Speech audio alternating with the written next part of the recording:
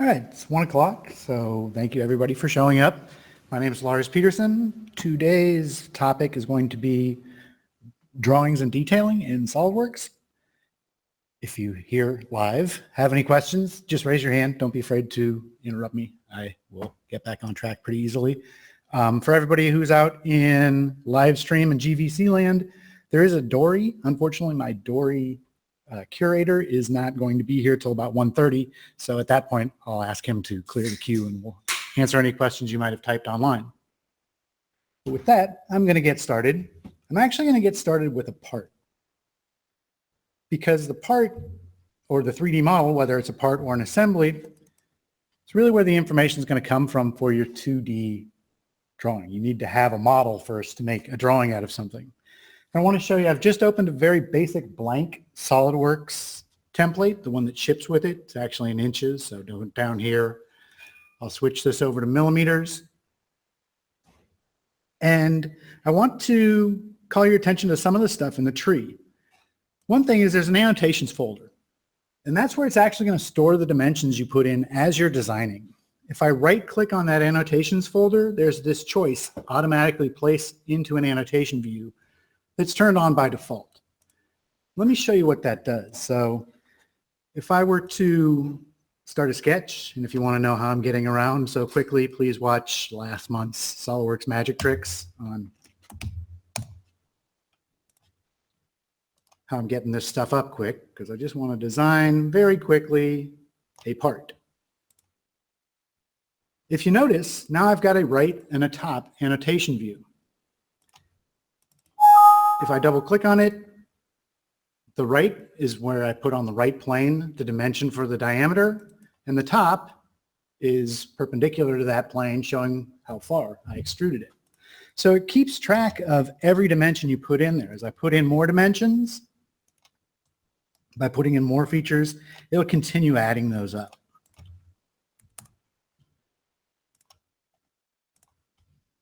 Do a through hole here. Maybe finish it off with the chamfer.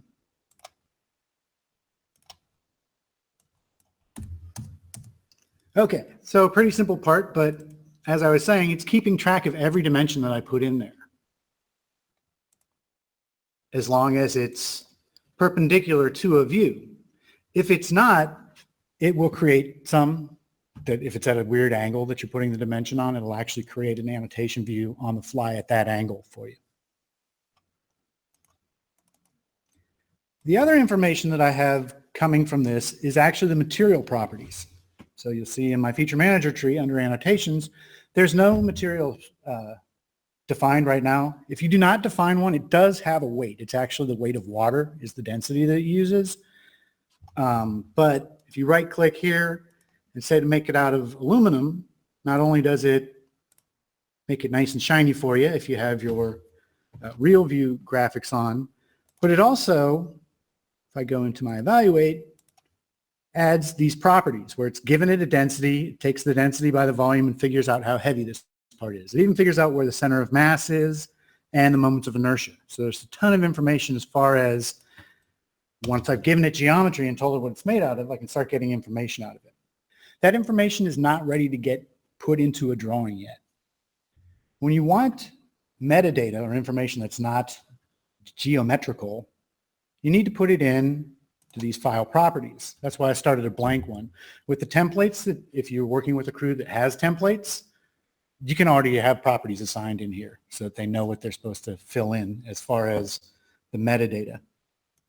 But it does have some nice pull downs here, so I can say, okay, I want to do a number, a description, revision. Those are important ones. If you ever want to change that list, you can click on this and edit, add things to the list if you want to. But I want to have one for material and one for weight. Now for these that I just put in myself, I'm going to need to type those in. Oops, I said part type. That's not what I wanted. I wanted description. There we go. All right, so I fill in some information here.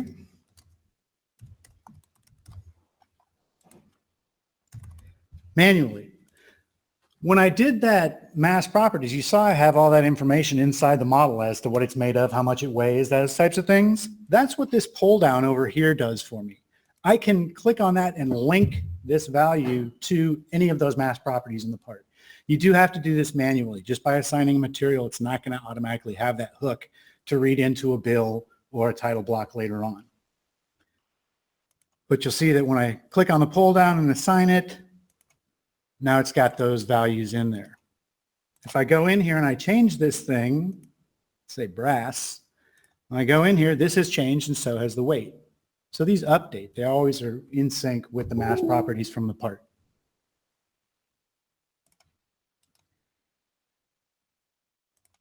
So those are a few things that I'm going to want to have set up before I start making the drawing. Another thing that you can get with drawing information is a configuration.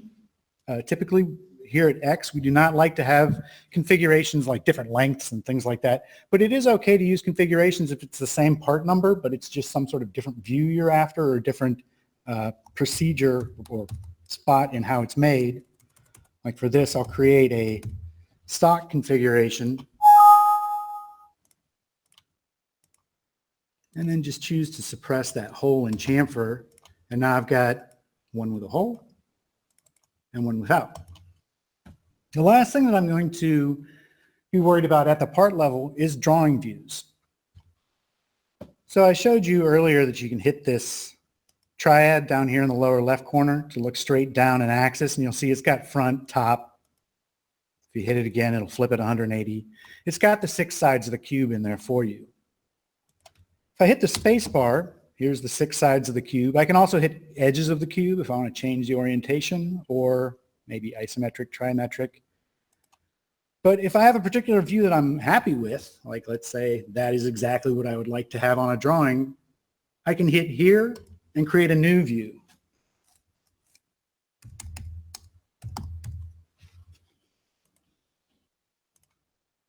When I hit the space bar, you see on these save views, if I hit the save button here, I can save that view type into SolidWorks, into my system of SolidWorks, and then I can call out views that I've had in other parts before, and it'll have that same orientation, the same XYZ orientation, the same camera angle as you had when you saved that view. So you see I've got a couple of different views. Hitting the space bar brings them all up, and again, it's this button right here, this new view, that allows me to create named views that I can use either to see them again in the model or to bring across to the drawing. Yes, you have a question? Can you delete and save views from SolidWorks memory? Yes, see this X right here? I'm sorry. I've got a lot of complaints about how I make this into Jeopardy where people hear the answer, but they didn't hear the question. His question was, can you delete saved views? The answer is yes. See when I'm hovering over the saved views, there's this red X. That'll remove it from the list. Would that remove it from any future drawings as well? No, it'll just remove it from this saved pull down, but if it's already been assigned as a named view, it'll stay. So if I start a new drawing, those saved views can still show? Yeah, but they won't be in there. They won't be accessible. You have to go in and go in here and check them on to apply them to that model. So is there a way to delete them from SolidWorks permanently? Well, when you delete them, when you hit the red X, you do delete it from, it's not going to show up next time you're in a part. It's going to be gone. Okay. I'll just quickly go back to my default configuration and save this part out. Let's see if I remembered what I put down for the part number and see if it matches. Hopefully it will. Yes. You always want those to match up. Okay. So at this point, I'm going to make a drawing. I've got the part all set up for the way I want to make the drawing. I'll just start a basic SolidWorks drawing template. Typically, you'll want to use a drawing template like one of these that's already set up by your project. I'll show you where to set those up, and please ask around if you are on a project that's using SolidWorks already. Chances are you have templates already for A size, B size, all that with the title block all set up. But I'm going to open up one that's just a piece of paper to talk a little bit about the drawing views as apart from the title block. So when I open this basic SolidWorks drawing template, it's going to ask me what size piece of paper I want. Here's a list of A, B, C, D. There's standard sizes. If I turn that off, now I can pick German or Japanese pieces of paper if I want to get my stationery from overseas. But if you have it turned on, it's just the ANSI standard pieces of paper. You can also click on this custom size. If you have a plotter and you want to make a really long drawing or something like that, that's where you can do this. So this up here is picking the size of the paper, and you'll see in my preview, it's already got a title block on there. That is just a default title block that SolidWorks set up. It doesn't have the Google logo on it. It doesn't have any linked properties or anything like that. That template, the sheet format, which is the title block, is this SLD DRT. If I turn it on, it'll load that title block up there. If I turn it off, it's just going to give me an 8.5 by 11 piece of paper, which is what I'm after here. Okay, so I'm inside of a drawing. The way that SolidWorks does parts and drawings and assemblies is the drawing is a separate file. It's not embedded in the part file at all. It's its own file that references that part file for you. You'll see when I first start one up, if you've got this start command when creating new drawing checked on, which it is by default, it'll always start you in this model view command where you pick what model you want to make a drawing view of. If you have any open documents, they're listed here. If you're looking for something else, you can always browse out to it. But that is the one I want. I go to the next page. I'm sorry. Yes, sir. If you were to erase those part files, you'll have issues with the part. Yeah, if you delete the part file, the drawing is going to have issues for sure. When a drawing loads up, his question was, when I was talking about the associativity, if they're associated like that, what happens if the part disappears? If the part disappears, the drawing's in big trouble. It'll go to load up the part. It won't find it. It'll ask you if you'd like to find it. If you can find it, that's great. If you can't, all the drawing views disappear. They're just black. They're just boxes with an X through them. You can open it in something called Quick View. When you say file open, you can see what it looked like last saved, but you can't make any changes. It doesn't have, and it won't be showing you any changes because it's not linked to anything anymore. Is there a way to archive the final design? Design something that I don't. Certainly. Well, we use data managers here at X to certainly lock that down. So you get every revision, every iteration that you've done, you've got a hard file saved. If you're doing it without a data management system, it's a little more difficult. There is a way when you save a drawing, you can save it as a detached drawing, which is sort of like a PDF. It doesn't need the file anymore. And so you can send it to people off-site and they can open it up without getting your whole design. But that's about the only way to do that, what you're asking. Okay. So I've got this model all loaded to go. It's asking me what I want to make a drawing view of. I can switch configurations if I need to up here. I can also switch which I'm looking at, what's going to be my first view that I drop in. It's got all the named views here that I was playing around with. So if I want to pick one of those, that's where you get those named views from. Notice up here, some of these have an A on them and some of them don't. If they have an A on them, that means that there's an annotation view, like I showed you in the model, that has dimensions in it to let you know, okay, these will have dimensions in them. It won't bring the dimensions over automatically. You need to tell it, I want to bring in the dimensions if you're going to do that. And then anything with this capital A will have dimensions on that view. I'm going to start at drawings a couple of ways. This first one, I can actually say I want to create multiple views, and I can pick more than one view out of that. And so I'm going to get a front, top, right, and an isometric right away.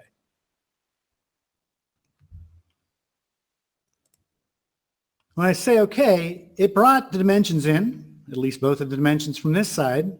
It did not do so great with this side. Remember, I have a chamfer in there as well. When I was creating the model view, see this include items for hidden features? That's checked off by default. If I wanted that chamfer in, I would have had to check that because that feature is actually inside. You know, I can't see the hidden lines here, so there's no reason to put a dimension there.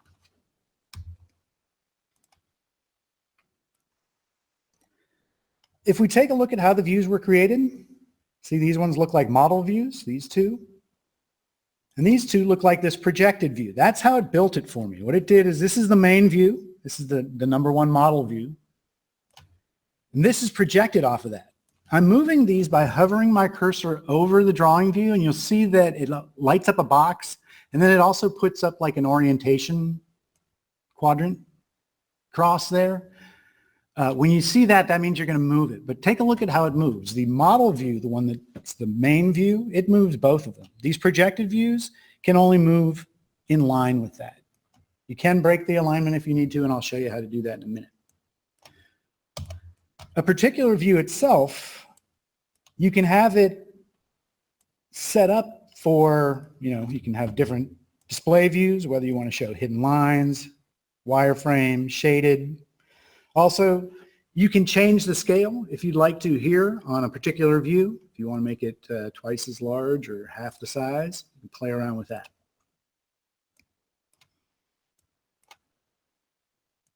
Also, once you've got a view, if it's a named view, you can actually go over here and switch which view you'd like to have from here. When you click on the properties, when you click on the screen, the properties will come up here and allow you to change it. If I change this one, these two are going to change too because they're projected off of it.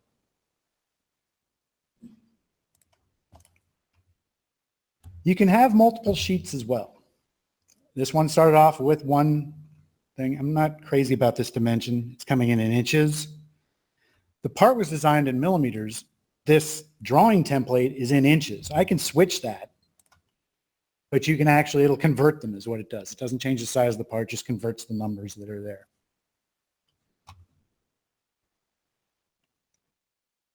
Multiple sheets, if I want those, down here at the bottom of the feature manager tree, you'll see I've got some tabs. If I hit this tab right here that's next to sheet 1, that will start a new sheet. If I had had a template on there, it would put the next template on there as well. But since I had just a blank piece of paper, it gave me another blank piece of paper. I can start new views from here if I want to do a model view or a standard 3 view. I can also click here, find a view, and just drag it from one sheet into another. So it disappeared from there, showed up on this one in the same location. This guy here is a drawing of the fully machined part. All right? I can switch that. If I click on here under the properties, I can change the configuration of any given view. Once that's changed, if I start projecting a view, and to do that, I'll select this view, pick the project view up here from my view layout, and now I can start pulling views off. If I hold it either directly up or down or left or right, it'll give me an isometric, an orthographic view. If I hold it at 45-degree angles, it'll give me isometrics shot off of that. And notice that the view style is whatever the view style was from the parent. So if I made this one shaded, those will turn as well. So it was different in the isometric one. It wasn't linked to those projected views, so I could change it. It wouldn't affect the other ones. When you're changing that parent view, the projected views are always going to want to look back to the parent for whatever style you're doing. You guys have any questions on any of this I'm covering so far? All right. Let's talk a little bit more about dimensions. So this one's dimension went away. You can put your own dimensions on. If you put a dimension on manually, that's really like a note. If I double click on that, it just brings up this where I can change the tolerance or add text, and I will show you how to do that in a second, which is different from a model item. If I pick this view and say, give me the model item, for that view, it's the same number, right? Difference is if I double click this one, it brings me into a modify box. What a model item is it's actually a dimension coming from the model. So they're linked up. I can change this. Let's do it to 170.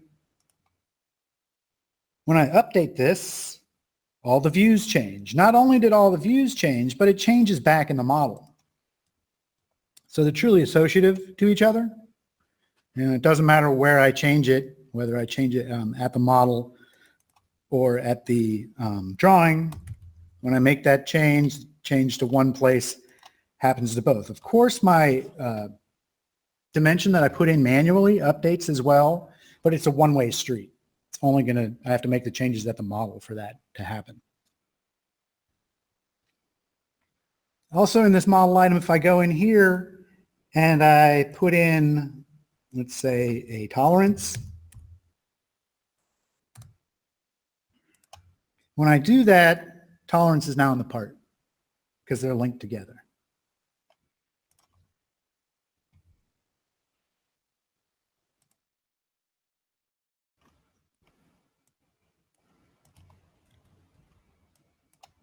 Okay.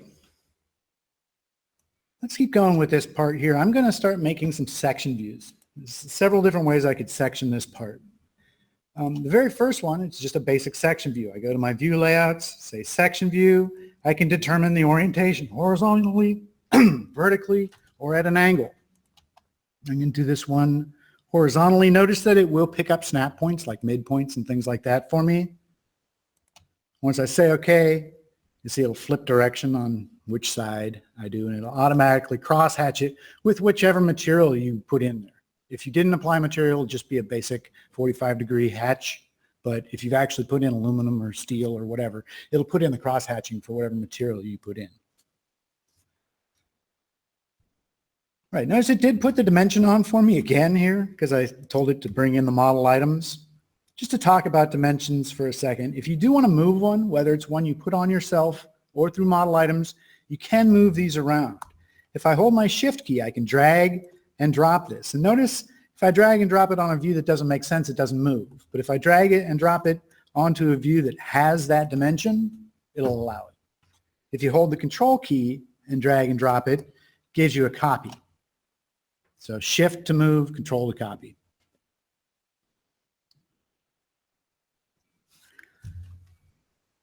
I want to make some more changes. I just realized I'm not finished with that part. I'll hold my control key down, hit the tab. Remember, that's the shortcut to switch windows. And I'm going to make a cut here.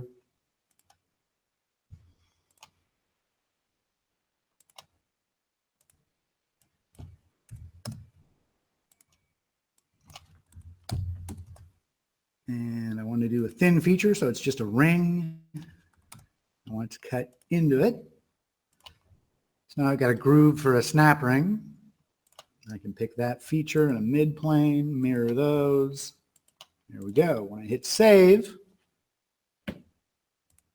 go back to the drawing, hooray, those have come across. And they're only going to come across in the active configuration. It didn't put them into the stock for me, luckily. That was automatically suppressed.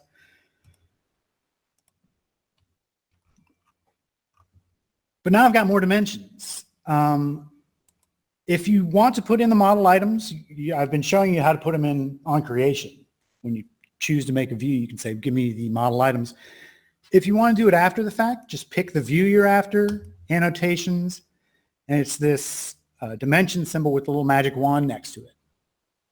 Model items, I can say, okay, for the entire model, or I can do it by view, or I can import them into all views. I'll just do it into this view, and it gives me the dimensions for those things that I had before. Now, if you don't want a dimension or anything in SolidWorks, remember, just select it, hit your delete key, it'll go away. Yes, sir? Let's say you had lots of model items, you didn't want to import them all. Is there an easy way in the model items dialog to just say, let me click where I know the dimension is? Absolutely. His question was, you keep bringing in all the model items. What if I just want the model items for a particular feature? Absolutely. When I go into model items, here entire model, selected feature. I can pick the feature either if I pick an edge that's part of that feature, or out of the feature manager tree, it'll just put the dimensions in for that one feature. And I'll do that in a minute here.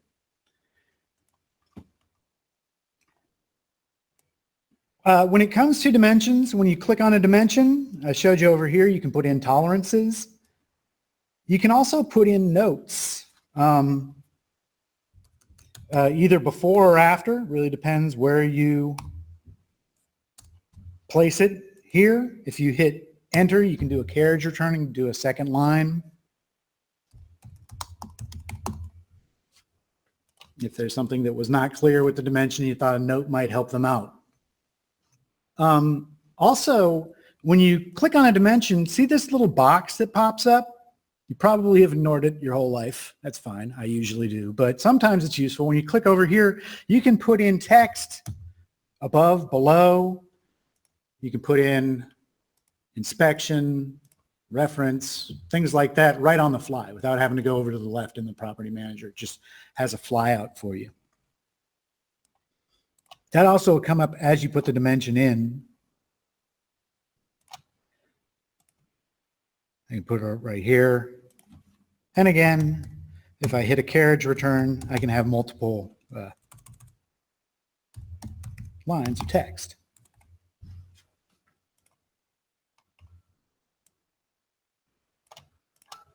There we go. So putting some dimensions in here. Oh, so I deleted that chamfer dimension. It wasn't really crazy about the way that it put the angle and the distance in there, which is default. That's what's going to come across. But there are different types of dimensions I can do besides smart dimensions. You know, I can do horizontal and vertical, ordinate. I'm going to show you some of these. They do have one called a chamfer dimension. It'll actually work on any geometry. It doesn't necessarily have to be a chamfer feature. When you turn on the chamfer dimension, you pick one edge. That's where the dimension is going to be attached to. And then you pick some other edge that's adjacent to it, and it'll figure out the distance and angle between those two for you.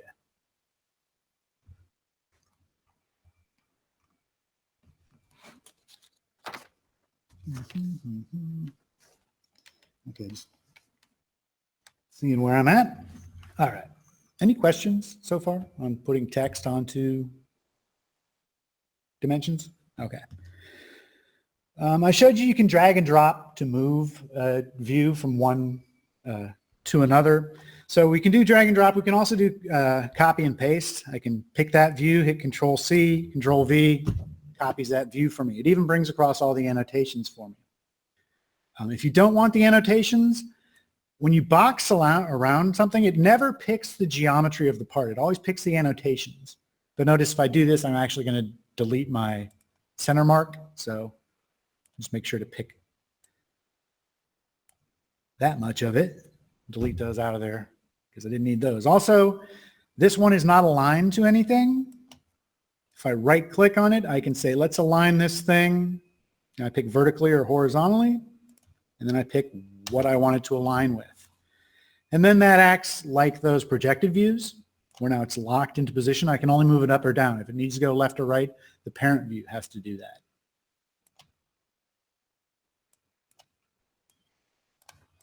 Okay, where am I going with this? I want to show you a couple more things on the section view. So I showed you can change the angle that your section line is at. There's also something here called an aligned section, which is a type of section view that's in the ANSI standard. How you do this is first I'm going to pick the center point. Then I pick this orientation will determine where the section is going to be. If I want it above or below the view, it would be this way. If I want it to the left or right, it's this way. So it's always going to be parallel to that direction. The second one that I put in is going to determine where it's going to section. And now what this does for me, you see these arrows? It's taking those arrows and it's actually moving this B right here up to top dead center for me. So it's something that's, again, a standard for round parts, pulleys, shafts, things like that. You can split it in half and then roll it to see if there's any symmetry or anything that you wanted to capture. Notice these did not get, it put center marks in for me, but it missed the center lines. Different ways of putting the center line in. If you pick any two lines, it'll put the median in between those two lines. That's how that center mark works, center line works. If it is a cone or a cylinder, you just need to pick a face on that cone or cylinder and it'll figure out there's an axis in the middle of it and drop your center line there. All right. In case you needed another one, there's another way that I could section this. Go into my view layout, section view, called a half section. And you see it has different orientations of my half section. I just need to pick the center point, and what it'll do is it'll just section half of that for me. On the other side, I'm looking on the outside geometry. If you're not crazy about this line in the middle here, you can go to more properties and see the hide cutting line. If you turn that off, now it comes up as a solid line instead of as a center line. All right, so I'm almost done with this drawing. Do you guys have any questions on the sections that I did? Yes, sir.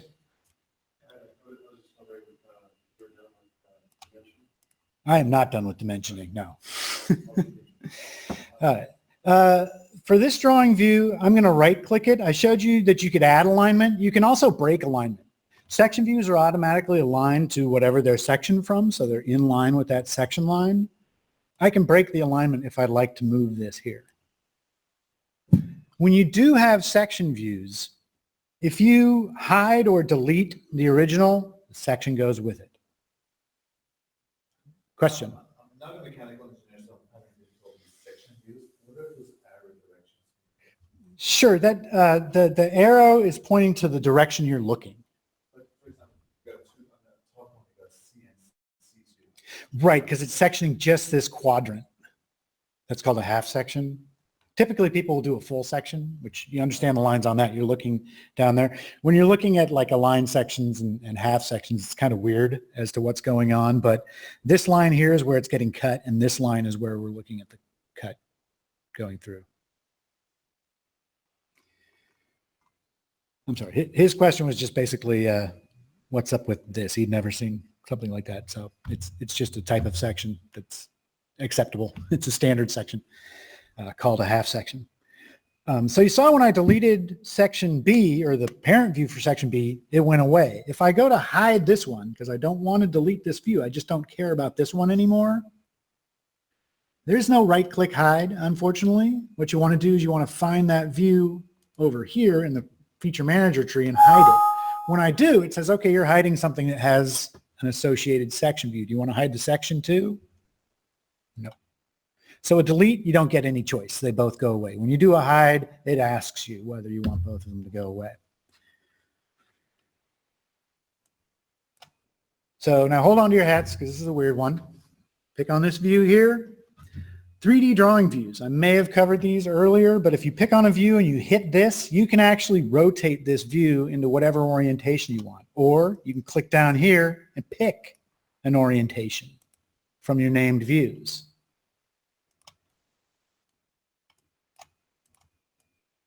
If you go with a view that has no name, like that, I can save that view, and that'll actually add a view into the model. So it'll be a permanent view. I can access it again from the model if I want to. If I just hit the green check mark, it'll put it in whatever orientation I want, but there's no saved view. There's no way for me to do that again without actually moving it to the exact spot again. So usually I like to save them if it's some view that's special to me. Maybe I want to use it again. It's easy enough just to save on the fly like I just did.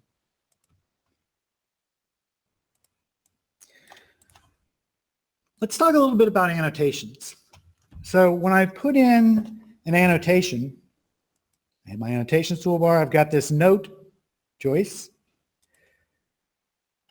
When I attach an annotation to a model, I can click on it, and now I can say configuration equals, and if I press on this button over here while I'm putting in text, I can link that value to any of those properties that I put in earlier when I was putting in that metadata. Like there's my number, description, revision, material. These are all the ones that I added myself. Anything with a capital SW in front of it is a default SolidWorks value. It's always going to be in every model. Like if I wanted to see the configuration name, I can have it equal stock. Where if I change the configuration of this model, that changes. So it's actually reading that value off of that component for me. When you put a note and it's not attached to anything, say attach, there's two choices here. Current document, that's actually going to be reading information from the drawing file. which can have its own metadata. I want it from the model. I want it to tell me information from the model. So you have to flip that one first to make sure you're not grabbing information at the file level that you're in, but at the part that's in the file.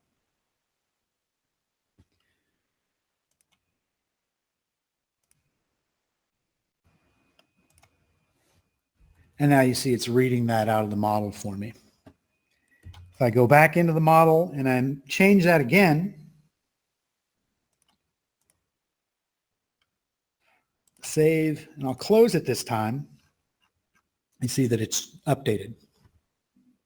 Now, the reason I closed it is I wanted to talk a little bit about something that you were asking me about before, about needing the model. Right now, the only window I have open, if I minimize this, is this drawing. But if I go to my folder over here and ask it what's open in SolidWorks, both of these are open. I still have the part in RAM, it just doesn't have its own window. So when you open up a drawing, you get all the parts. If you open up an assembly, you get the assembly and all the components of that assembly loaded into RAM in the background. That's how the drawing is able to update the views for you.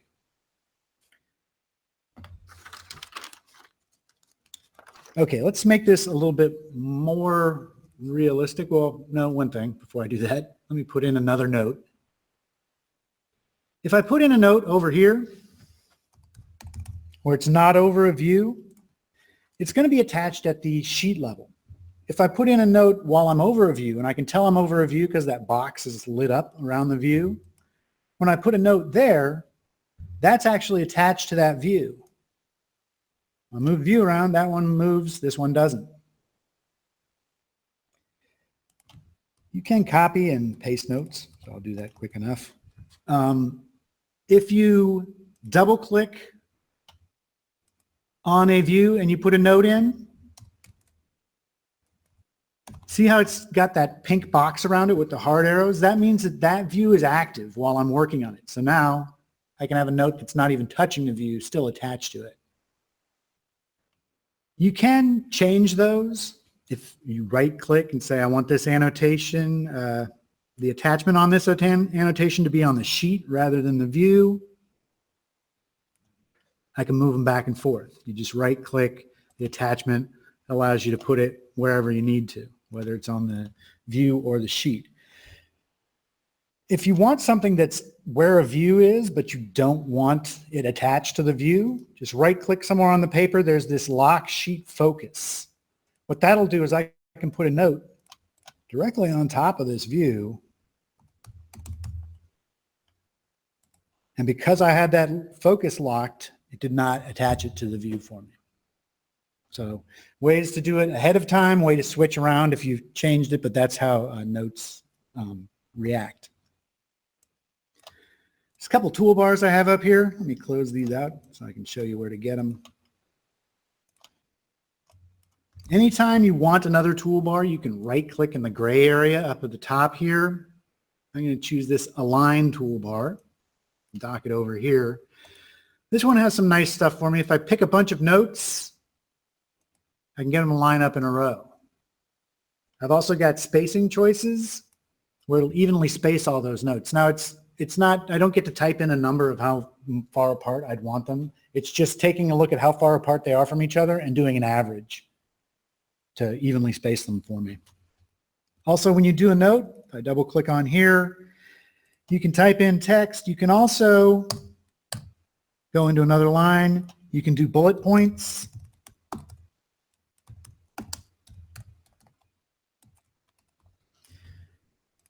If you don't like it, you can double click on this one, pick this area, switch it to numbers instead. So this pop-up here allows you to not only change the font and things like that, but you can play around with the justification, putting in bullet points, lists, all those kinds of things into your notes. Is there a way to dock that formatting?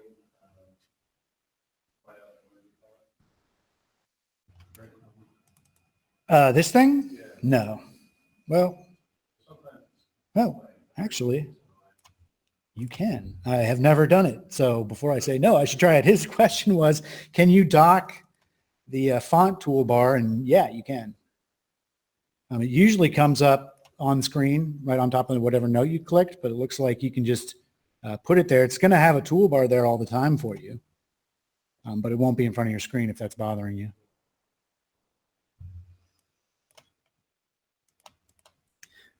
All right, so this still does not look like an official drawing, and that's mainly because it does not have a title block on it yet. So I want to talk about title blocks. When I right-click on the sheet, I can go into the properties of that sheet. Here's where I can control, what the next section is going to be because I've already done up to D.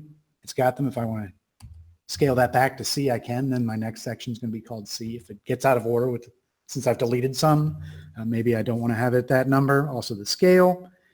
But down here, I can play around with whether or not I want to have a sheet format.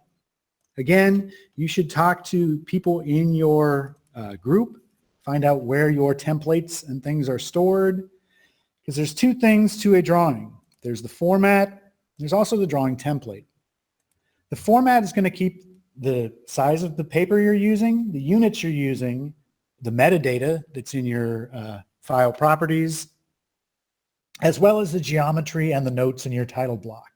That's what's stored there. What's stored in your template then is things like the fonts you're using, the standard you're using, how many decimal places out your units go. That type of information is stored in the template itself. In the document properties stuff is in there. The format itself, and you'll see I'm going to put in one here.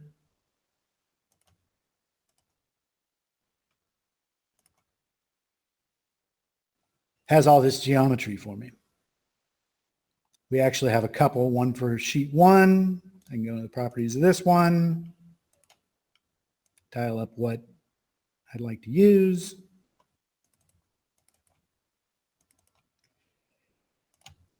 Put in a sheet 2 as well. Okay. So, hey, this thing already knows a bunch of that information I put in. Remember I put in that metadata at the part originally and told it what its part number was and what its description was, and that's automatically coming into my title block. That's because these title blocks, with the way I was linking notes when I was putting in configuration and material, it's the same thing. When somebody set up this title block, they put in links to the note to read off information.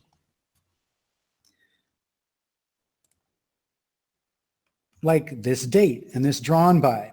You can go into the title block and overwrite those, but that is a bad idea. It is a much better idea to do it the way we'd like to. So when I hit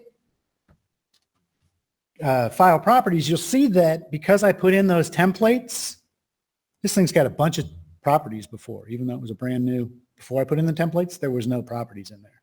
The fact that I put in that B size dropped in all this information.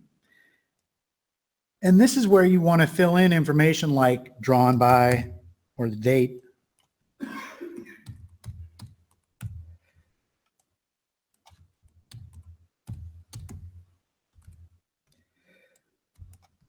Copy and paste works here as well. When I do that, all that information is updated for me. It's also updated on sheet 1 because they're reading the same properties.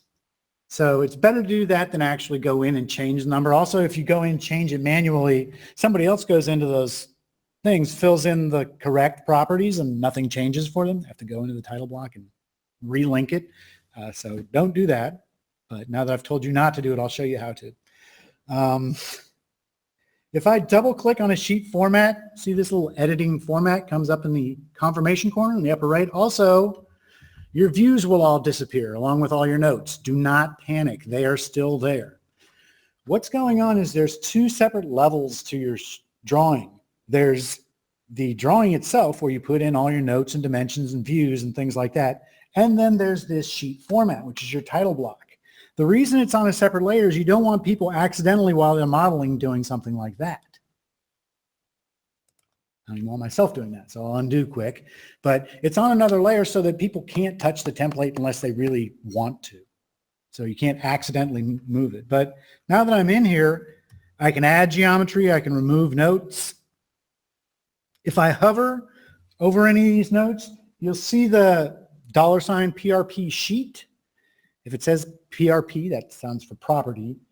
The sheet property is whatever model's in the sheet. If I hover over this one, see it just says PRP, there's no sheet after it. That means it's a property coming from this drawing file. So that's how I can tell the difference of these are coming from the drawing file itself. This information here is actually coming from the model that's in the drawing. Yes, sir. So what happens if you have multiple parts on the sheet? How will this part number be referenced? That's a good question. He was asking me, what if you have multiple parts on a sheet? Let me get out of here and go back into it. I certainly could put more views of different parts on here if I wanted to. If I go into a sheet and go to the properties, it's set up to this default one, which is your first drawing view. So whatever drawing view you make first, by default, is going to be the king. I can click on here and pick a different drawing view to be king if I want to. So if I put the wrong part in first and it's like, oh, not drawing view 3 is supposed to really be running this, I can pick whatever drawing view I want. So he was asking me, sorry, again, repeat my questions. He was asking me, how does it figure out which one's the property if you've got multiple drawings in that, multiple components in that drawing? Okay, well, I'm still in this sheet format. I want to talk a little bit more about notes. If you do have a linked note and you don't want to wait for that tooltip, you can right click on a note. If you say edit in text window, it'll show you the full print of what property that's grabbing to fill in automatically. These items right here that are in our typical block, title block are actually blocks. So you see I can move them in unison. Also, if I double click on one, I can go into edit that block and maybe add a note if I need to. I can, of course, type in whatever text I want. I showed you that I can link information. I can also add modifying symbols. There's bunches of symbols here.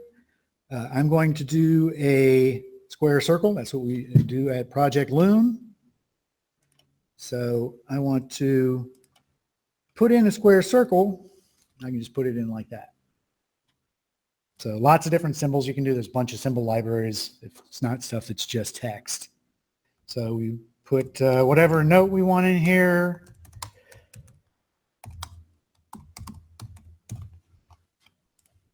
There we go. When you are putting in notes, if you just leave it as a line,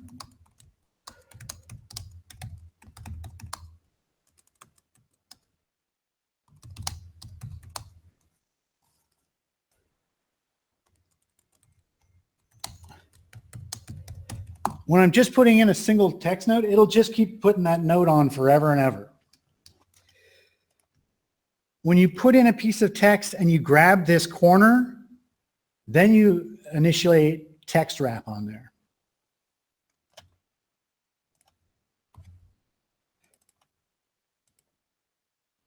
So now when I start adding text,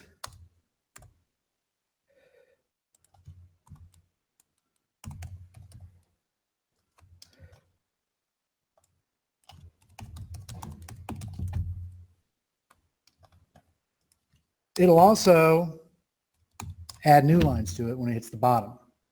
So just to be aware of, if you put in a text note and the thing just goes way off the page, that's because you just left it as a single line box. But if you just grab that lower right corner and make it into a rectangle, then the thing will wrap into whatever rectangular shape you put in there. It will bust out of the bottom of the rectangle if you put in too much text, but that's how to get a note that's not going to run off your page.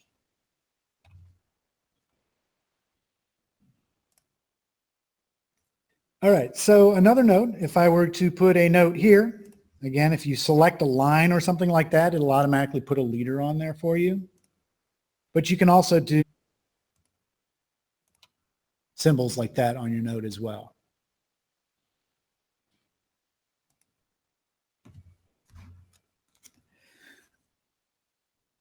Okay.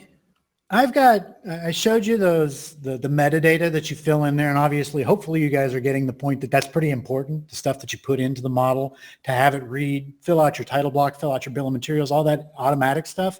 You have to put it in to the part to begin with, or when you open up a drawing, you have to fill out information like what's today's date and who is drawing this, things like that.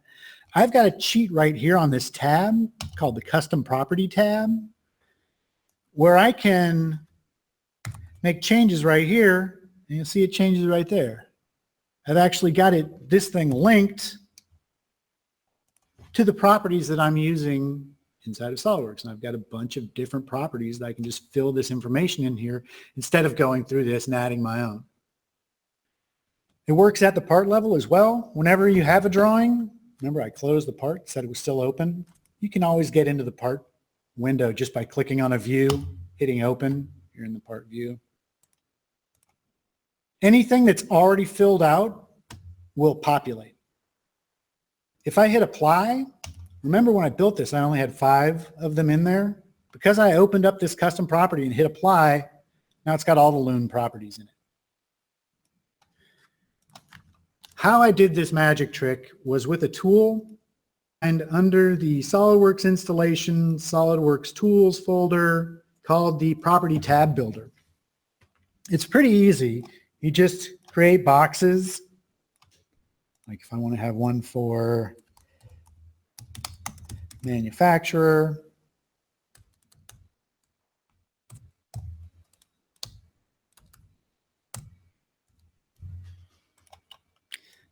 project, whatever, you can give these things titles. Then you can drag and drop either text boxes or lists. You can have them, make them so that they have to fill in a number rather than text. You can even use these radio buttons. When you use radio buttons like this, you can tell it, okay, when this is checked, I want to see this. When it's unchecked, I don't want to see that. So that as people are filling out the information, when they hit a checkbox, it might give them more options. If it's like a purchase part, now the information for who are we purchasing from appears. So you can set this up. When you pick on one of these boxes, a lot of information to fill here. This top one could be anything. That's just what the people are going to see at the top of that text box. Could be anything. Or with this one. The one that counts is this one right here. This will be the custom property name that gets assigned. When they fill out this value, it says new name, but it's going to write it to this property. I also have the ability of whether I'm going to put the property onto all configurations or just the configuration that's active when I'm applying it. And then you can save that out. It's a part property. You also need to have one assembly property, drawing property. Each file type has to have its own one to get this to populate. But that's how it's had that populate. If you're in the Loon vault, I've already got these that I'm using that have all the Loon properties in there. I will send out with the email where I send you guys the recording of this session.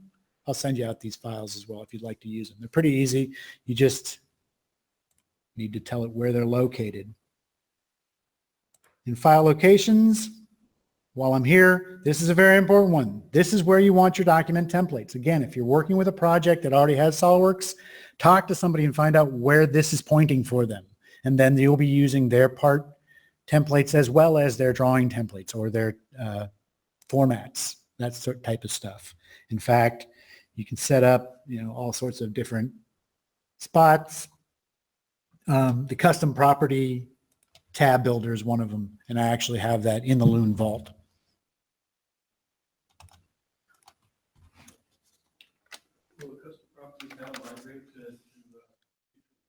Yeah, I built these in 16 or in 14, and they're working fine in 16. His question was, can we use it after we've made the custom property tab? Will you be able to use it later? And I made these in 14, been using them in 16, no problems.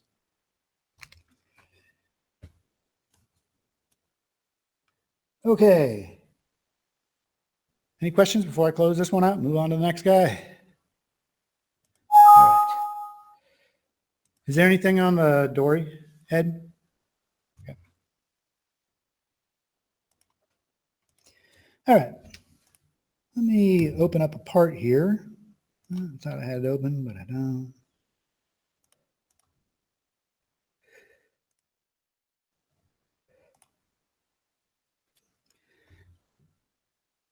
Got a part here that I would like to first set up for a drawing. I wanted to show you one thing is if you pick a face and you pick another face and then you say normal to it, I held my control key to be able to pick two of them. What it'll do is it'll take me looking normal to the first face I picked with the second face I picked straight up. So while I'm showing you this, if I'm looking at this thing, hey, from the bottom, I want to have this up at the top. So I got it kind of in the wrong orientation when I drew it. So I can create my own view. If I hold my control key, one face, two face, normal two, that flat face is going to be on the top. I'm going to be looking straight down, perpendicular to the face that I selected first. I'll just hit my space bar.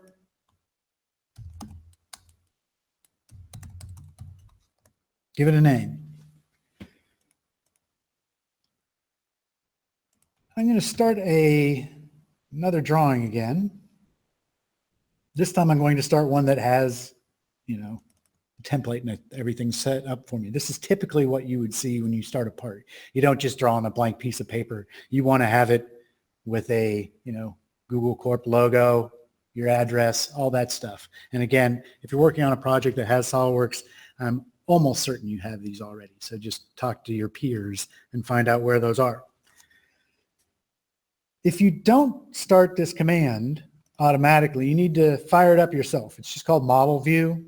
If you've got an open model, you can find it here. On the second one, I also want to import annotations like I did before. But this time my original view is going to be this new normal that I created. I have auto start projected view turned on. What that does for me is when I place one view, I start getting that wherever I move my cursor, I can get different views. So there's my views. Another quick trick, if you pick on a view, you can also change the display style right here up at the top. Notice that if you've got real view on, this is what your PDF or your color print's going to look like. Sometimes it's a little bit more than, it makes it tough to see what's going on because it's trying to do rendering on it. If you turn the real view graphics off, it'll give you just that, you know, one single color. It's usually much easier to read. I asked for it to bring in annotations. There's got to be more than 2 annotations on this part. It's pretty complex. Let's go into that view palette over here and say, okay, show me the view palette for this part. And it shows me all the different named views that I've got. If you see this mark right here where it looks like a drawing with a green check mark on it, the new normal has one, the right view has one. Those mean I have those views in my drawing. Because I started this thing with a named view and shot projected views off of it, I never got a front or top view. So that's why the annotations didn't come in. If you want them to come in, you can say, give me the model items. And we had a question earlier about, you know, do you have to bring in the whole model? You can just do selected feature or entire model. You can also choose whether you want to do it for just a particular view or every view. If I say every view, it's just going to drop in whatever dimensions it can find on any view that's in that orientation. Again, I can delete dimensions if I don't want them. Sometimes when you do the model items, it's kind of busy. Also, another problem with model items that people have is sometimes they'll come in like this. Because I've worked with this system a lot, I knew where to space them to get them to come into the drawing correctly. But if you're just modeling and not thinking about the drawing when you're modeling, you can get insert model items and they're just everywhere all over your model like this. Box select everything, wait for this box. Not only can you add text and tolerances and things like that, we can also auto arrange this thing so it splays it out evenly spaced for me if they're all grouped like that. When you are putting in smart dimensions, there's another thing here called rapid dimensioning. See this little check mark here? If that's turned on, What it does is when SolidWorks goes to put in a dimension, see, I can tell it which side I want it to put in. If it sees a dimension in the way, it'll actually bump it out of the way so that there'll be enough spacing to fit that one in. So it does a top and bottom or a left and right when you're doing a linear dimension. When you're doing a circular dimension, it'll give you quadrants that you can snap to. So that's what that rapid dimensioning does for you.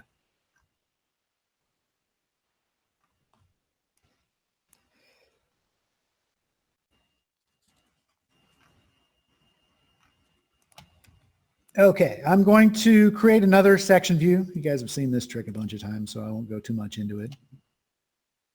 Pick the line, make the section.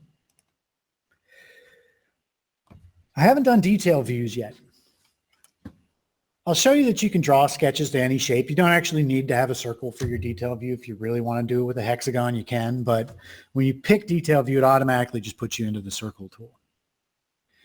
If you're paying attention to where you're dimensioning, you can hit quick snaps on this to get it located in a particular spot that you're happy with.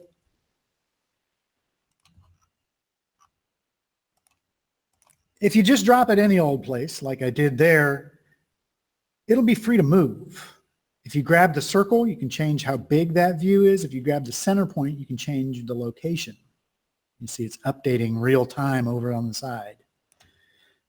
Which is kind of cool for a presentation kind of thing, but I don't want this moving around like that. Some people will run into problems with their detail views if they just drop them any old place and then the part moves, gets much bigger. The detailed stayed in place, part moved away from it, so you're no longer looking where you wanted to detail anymore. If I right click on this, I can always edit the sketch and it takes me right back into the circle. So if I want to make sure I hit maybe the midpoint on there, or I can even put a dimension in here to call out exactly how big I want that circle to be, which now I don't really want to see that anymore. I'm going to edit out of the sketch, exit out of the sketch. It put my G back there, but this dimension's still showing. I'll just right click. You can hide an individual dimension if you'd like to. Okay, I showed you that you can move dimensions. You can also move them in mass. I can control select these two, shift drag them over, get both of them moved at the same time. Notice that when you do have something inside of the cross-hatching, it will actually make a box around the cross-hatching. Maybe if you want to change that cross-hatching, you can. If I double click at where the cross-hatching is, here's the properties for that. It's set to use the material cross-hatching by default, which is typically what you want to do. But you can override that. If you put in more, you can make it more dense hatching, or you can make it solid. This hatching will be fine for this example. But you can see that it really makes a box around that dimension so that you can read it clearly, even if it's inside of some hatching. Dimensions will not always know where they're supposed to attach. If I hold my shift key and try and move this one, I can drive myself crazy. It's never going to attach. For some reason, it doesn't believe that's in that view. So don't drive yourself crazy. If it doesn't work after 2 times, just go put in the dimension yourself. You'll be all right. Maybe not. There we go. Now, so far it's putting in linear or circular dimensions. It's putting in the annotations that I put into my sketches. There's other information that's inside that model that I can bring across. If I pick on this view, go to model items, there's another one I can turn on here. You can bring in hole wizard information, or in this case, I'm going to ask it for the instance or revolution or count. So it's going to give me a pattern number. I want to do it just for a selected feature, and so this is answering your question. If I set that, just bring it in for a feature, and I pick an edge on that feature, it brings in the dimension for that pattern because that edge is coming from that pattern. Very strange to have a number 3 just hanging out there, so I'm going to create a note. You can read dimensional value into a note as well. You just click on the dimension and it adds it into your note. Again, that is going to be a one-way street where this note isn't going to drive the amount of instances. It's that dimension that does. So I'll give it a note, but now this is locked to a parametric dimension. If I double click on this thing and make it in, say, 2 instead, that note will change. So it's always going to be correct because I'm grabbing it from the dimension. I don't want to see this one either. So I'll right click and hide it. And then I remember, oh, wait, I did want to see it. How do you see a hidden dimension? The easiest way is to go up into the command, type in hide.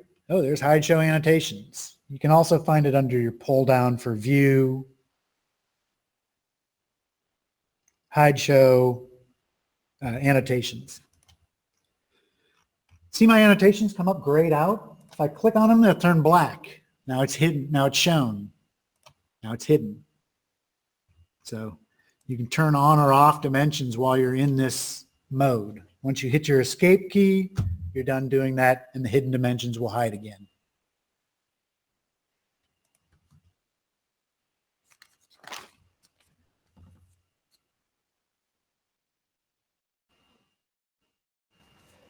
Okay. There's other types of annotations we can put on here. Surface finish, weld symbols, those kinds of things. If I pick like a surface finish, most of them all work the same way. Once you put it in here, you've got this annotation. Over here is the properties where you can change whatever you're after. You can put in dimensions or symbols all over this place as far as what you want for your surface finish. You can also put in datums. When you put in a datum, there's a couple ways you can put in a datum. Let me change one dimension here before I start with the datums, because this one is coming in as a diameter. Whenever you dimension a full circle, it automatically defaults to diameter. If you pick on that dimension, I can change that to a radius. It just cuts it in half and puts an R in there instead of the diameter symbol. Or you can also put it in as a linear dimension. When you put it in as a linear dimension, it has these leaders coming off of here. Pay attention to this little dot over the number. I can change what angle that's coming off at. So it's still the same dimension. It's just how you're displaying it. Do you want a diameter or radius, or do you want to do it as a linear? I wanted to do it as a linear because when I'm putting my datums on, I want to put a datum on this circular edge. You can also put a datum onto a dimension. You can also put a datum onto a linear edge. So a few different places you can put it. Geometric tolerancing, just going to show you how to use it. Not really a geometric tolerancing class, but you put in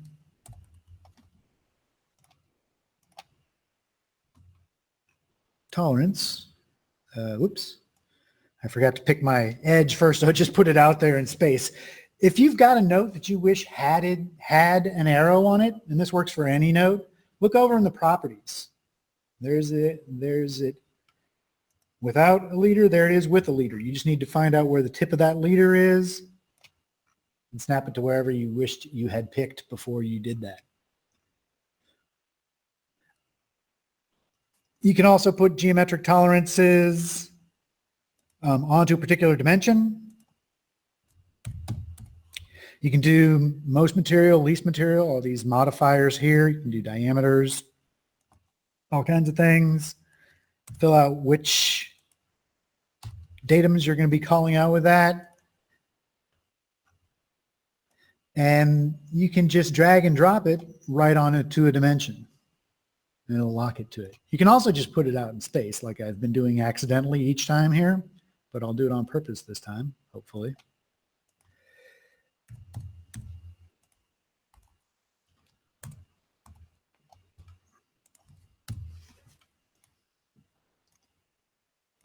And snap it to a line as well. So a few different ways that you can put in geometric tolerancing, finish putting in all the dimensions for your model. I'm almost done with dimensioning. Add some more. I've covered it? Okay, excellent. All right, any questions before I kill this guy? All right.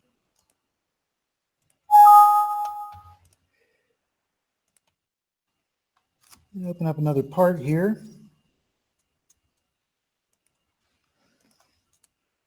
Here I've got a sheet metal part. So if I go into my sheet metal tools, this thing will actually flatten and fold for me. Notice that it only has a single configuration called default currently. I'm going to make a drawing of this.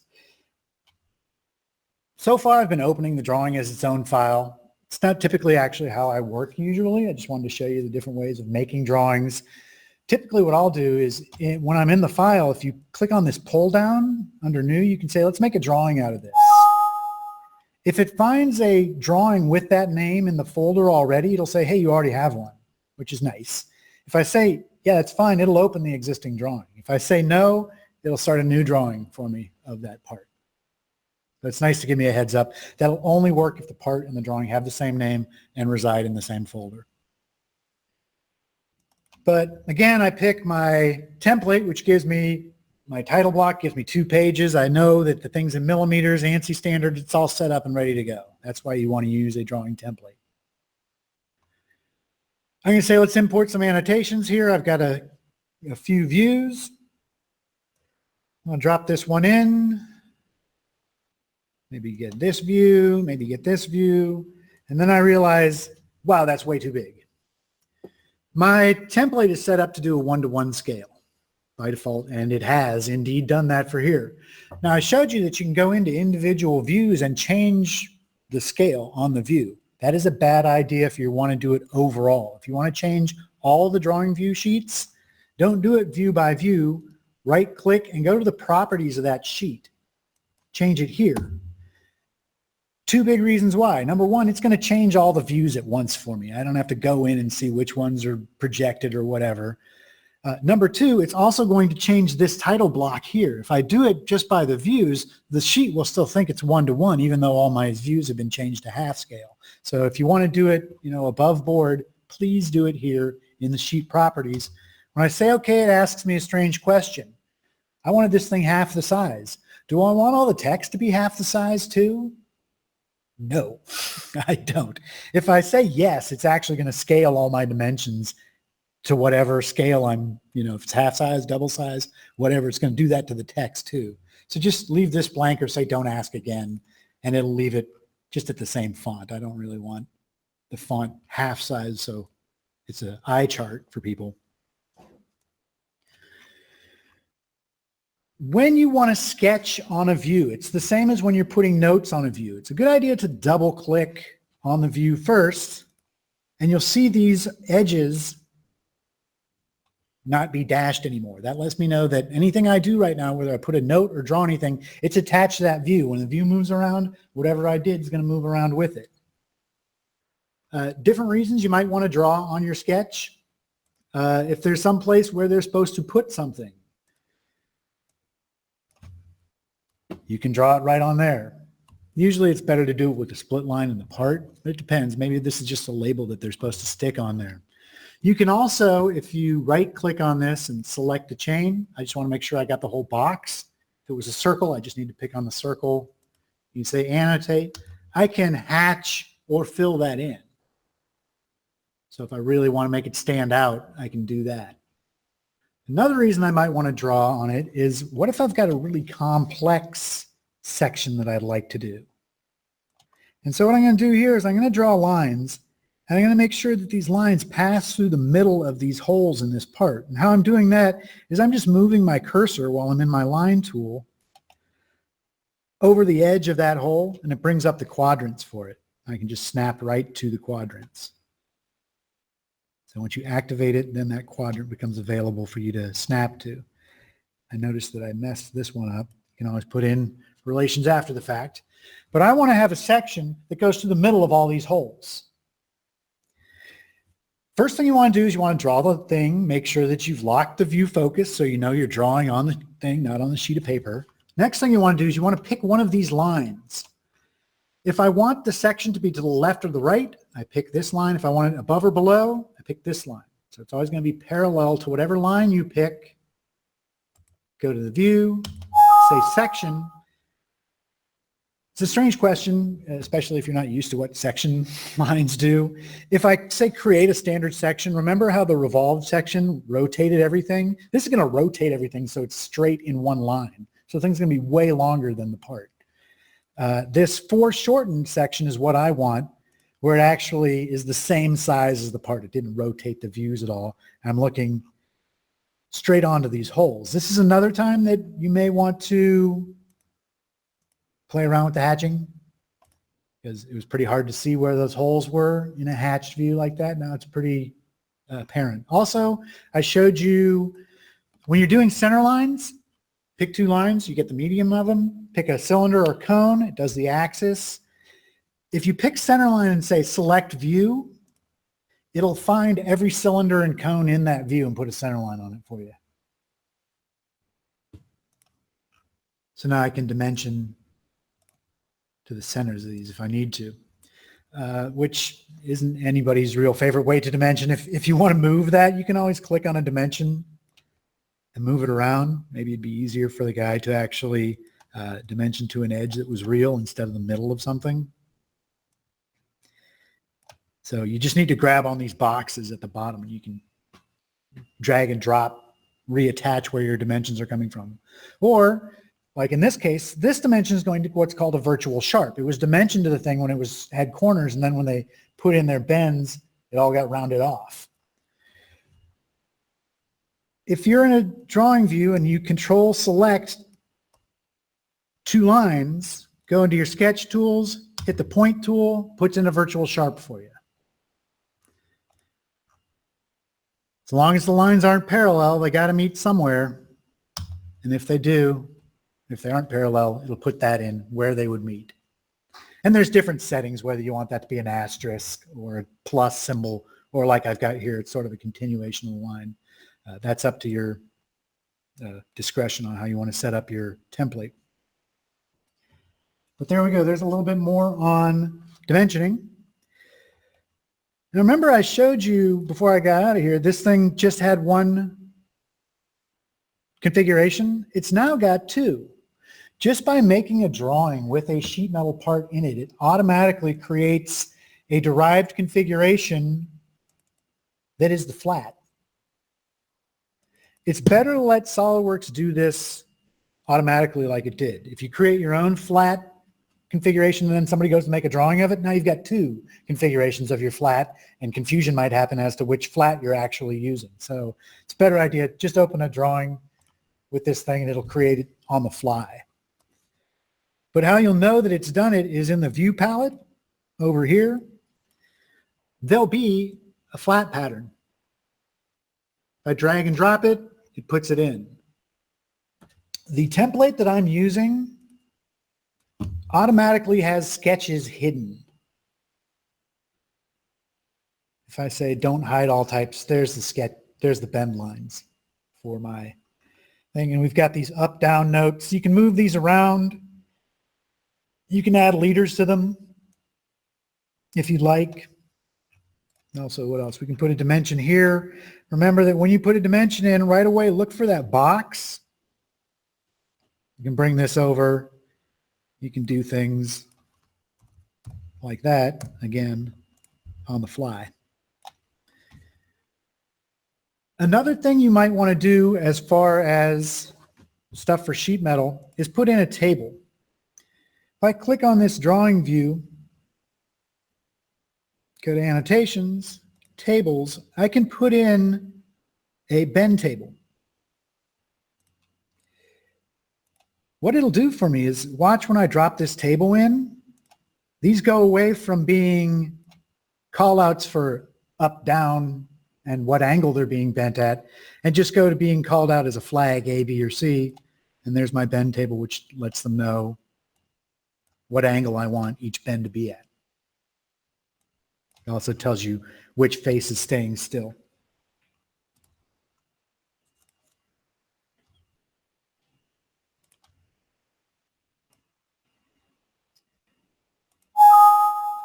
Okay. Let's get another part going here. I remember I showed you that when you say, let's create a new drawing and it already found one, if you say yes to it, it'll open up that drawing for you. So, okay, I've already got one. I'm ahead of the game. Perfect.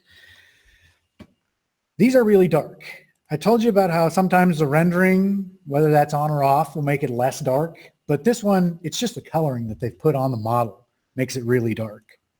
So if I go back into the model, there's something called a display state that I can create. So it's different from a configuration. Configuration, you're usually turning on or off features. But if it's just, I want this thing hidden lines visible, I want this thing gray, I want this thing painted blue, you can do that as a display state. And it solves much faster than a configuration. I can say, okay, let's add a display state. And even though the material here is carbon steel, I can change what the appearance is. It doesn't change the material. It only changes the color of what the part is. So now when I go back into this drawing, I can go in here and, I can pick from configurations. I can also switch which display state those are looking at. I showed you some tricks with center lines. Here's some tricks with center marks. Of course, you can just put in a particular one center mark at a time. But if you know there's a pattern, there's options to do that. If it's a linear pattern, I can turn this tool on and you'll see that it'll put connectors between the center lines for me, or the center marks for me. You can also, if you know that there's a circular one, once you've picked 3 of them, it just puts a circle that's tangent to all 3 of those points. And you'll see that the cross that's in the middle of the hole points to the center point of the pattern. You want to be careful with this. If I start putting these, it's still going to point them to this center point because it thinks it's still a circular pattern based off of this center. So I'll get out of the tool. Oops. Get back into it. Let me try that again. Hit the green check mark to get out of the tool, then hit enter to get back into it. You do have to apply it for it to actually stick by hitting the green check mark or the enter key. Other types of dimensions you can put in. I showed you the smart dimensions, which are just what they call chain dimensions. From here to here, this is how long it is. But I can put in ordinate dimensions. When you put in an ordinate dimension, the first thing it wants to know is where is the 0 that it's looking at. You pick a 0, and then every point's off that 0. Right? You can predetermine whether it's horizontal or vertical. I usually just go with it's going to be an ordinate dimension. You can set up zeros. You can set up as many zeros if you want. If you've got a really long journal and you're only making machines to the ends of it, it's not great to have a 0 over here and then 20 feet later have a dimension show up. Try and hold that tolerance. So you can have a 0 coming off the left and a 0 coming off the right. You can have multiple zeros in the same direction. It doesn't care. You do want to be aware of that though, because if you go to put in another ordinate dimension, it wants to put in another 0 at this point. If you're like, no, I just missed one, right click any one of the ordinate dimensions and say add to ordinate. And then you can continue going off of that 0.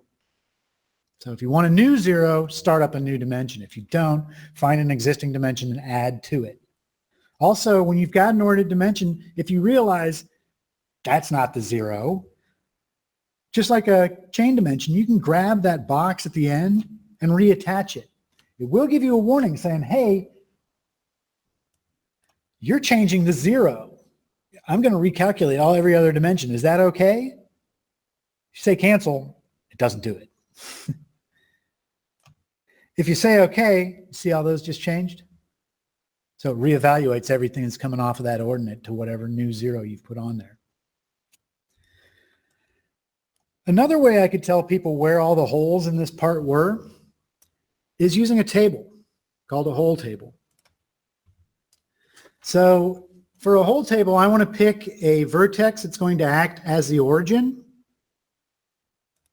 and it'll default to whatever X and Y it's got in the orientation of the piece of paper. So the X was horizontal, the Y is vertical. I can override that. If I want to make the Y, I can click on here, make this line the Y, and then the X would be the vertical, but I'm just going to leave it at that. Then you also can either pick hole by hole.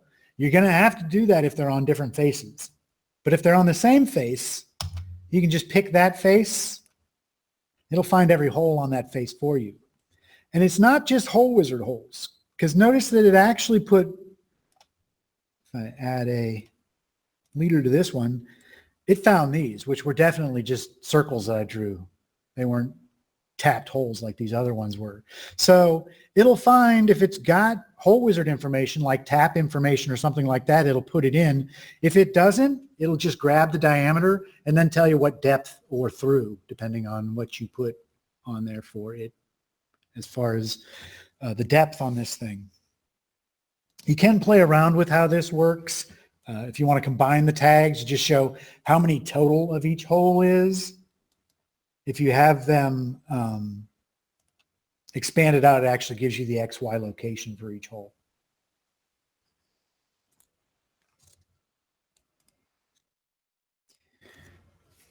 All right. Let's do some more sections here. I know you're probably sick of sections, but they happen a lot, so I'm going to talk about them a bit. When you put in a dimension, section, someone was asking me about this, the arrowheads. You'll see that when I flip it, it changes the orientation of where I'm looking and how I'm looking at it. And it also shows all the geometry behind that section. So that's what this stuff is. This is coming from the outside of the part that's past where I'm sectioning. You can also just turn it on to a slice section, and it just shows you where that section line cuts through the part. If you want a little more clarity there.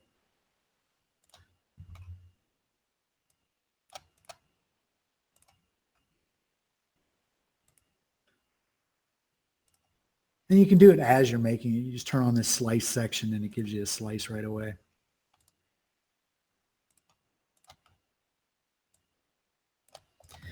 All right, some more dimensioning tricks for you. When I'm in this smart dimension tool, I talked about the rapid dimensioning. We've been doing smart dimensioning. The reason it's called smart dimensioning, you don't have to tell it it's going to be circular, angular, linear. It just figures out what kind of dimension you want from the geometry you've selected.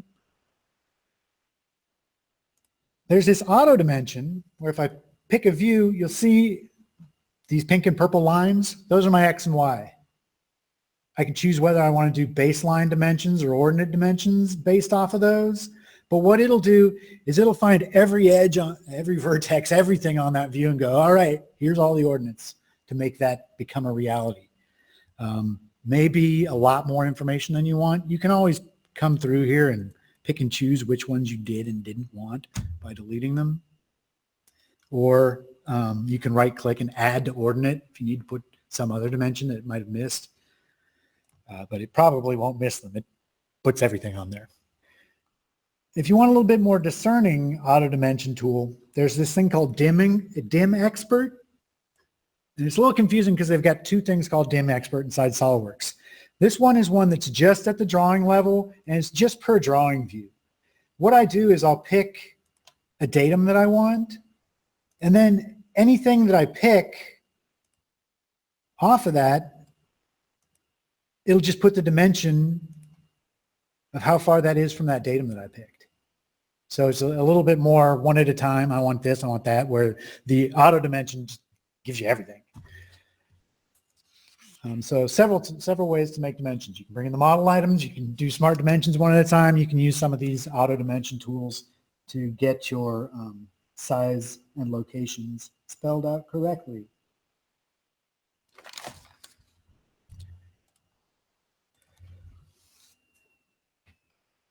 Any questions for me on any stuff I cover? I know I cover a lot in these. These are going to be recorded, so you can watch it later, or you can always contact me. If you have questions, I'll be happy to try and answer them for you.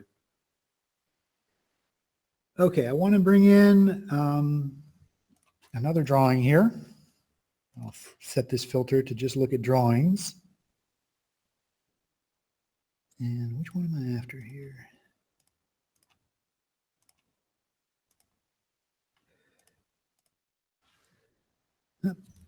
Thought I had a drawing of that, but I don't, so I'll just make one on the fly.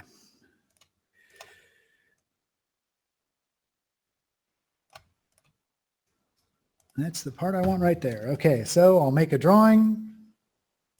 Again, remember, if you make a drawing, first thing it'll do is it'll check to see if there's a drawing. There isn't, so it'll ask me for what template I want to use. I pick that, and it'll start up this view right here. I don't really want to bring in dimensions for this thing because this thing's got a ton of them. And I don't really want that difficult of a drawing. If you forgot to turn the projected view on, you can always click on this view. Here's how you make projected views. And it'll keep making them until you hit escape or the green check mark to stop making them. All right, some other types of views that I might want to have. I want to know the true size and shape of this feature right here, but it's at an angle to all of my views. Here is the face that is the angle. If I pick on that edge, go up to my view layout, I can do an auxiliary view. Now what that does for me is it creates a view shot perpendicularly off that edge that I picked. It gives me these little arrowheads here. I can play around with where they're located to show which direction the view is. And there we go. Now I can see a true size and shape of that. That's a lot more information than I really want on this drawing. I don't need this whole model just to be able to see this. So you can trim down drawing views if you'd like to. I'm going to double click on the view again to lock the view focus. Go into my sketch toolbar and I'll just start drawing some lines here. It's a good idea to make them jagged so people realize that it's not the whole view. But you do want to make sure that it's a closed contour, meaning the start point and end point are the same point. So a box will work, a circle will work, but if you've got an open line, it's not going to work for you. If you've got a closed contour, just pick one of the lines along that closed contour, go to view layout, crop the view, and it just gives you whatever was inside that closed contour. So now I can start dimensioning this thing, you know, true size and shape. Smart dimension back on.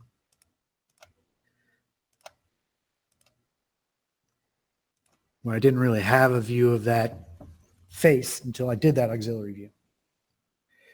Another type of view that does the same thing where you're going to sketch some geometry is something called a broken out section. I'll double click on this view, start drawing lines here. Again, I like to do them jagged when I'm doing this so that people realize that it's not just geometry coming off of the part.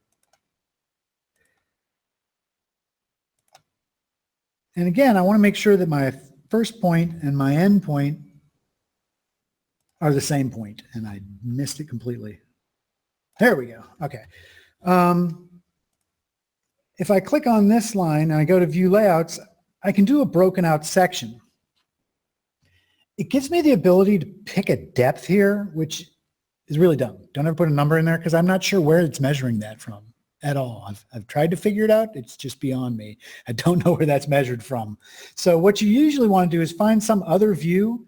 And if I pick an edge like this, it'll cut up to that edge. If I pick a circle, it'll cut to the middle of that circle. So what it's going to do when I say okay is now I can see up to the middle of the part through that broken section. If it's not really making sense to you, or wow, I didn't really do that right, you can always right click the expand the view that the broken out section's in, edit sketch.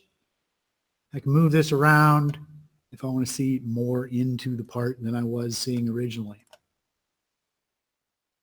And so that gives me the ability to actually look just into a section of the part. Kind of a rare one, but I wanted to make sure that I covered all of these. All right, another couple drawings here. Let's see what time I got.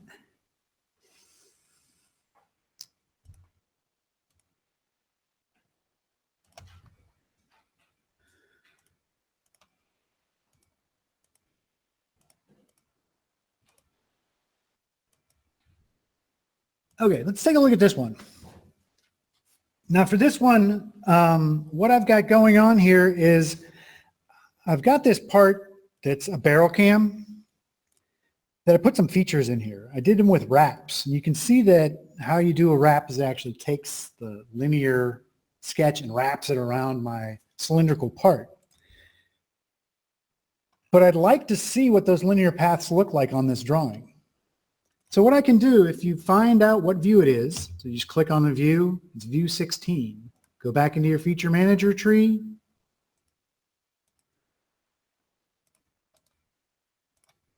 You can show individual sketches.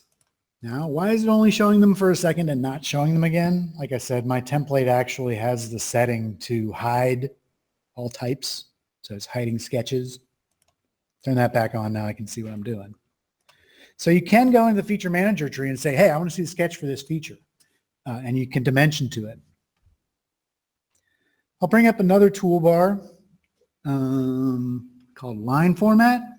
This one's nice. You can do layers. I'm not going to touch on layers very much. Kind of old school things. You can do layers in SolidWorks, but I typically don't just because I don't have to anymore. The machinist doesn't really need layers to do his job anymore. He can do it right off the model.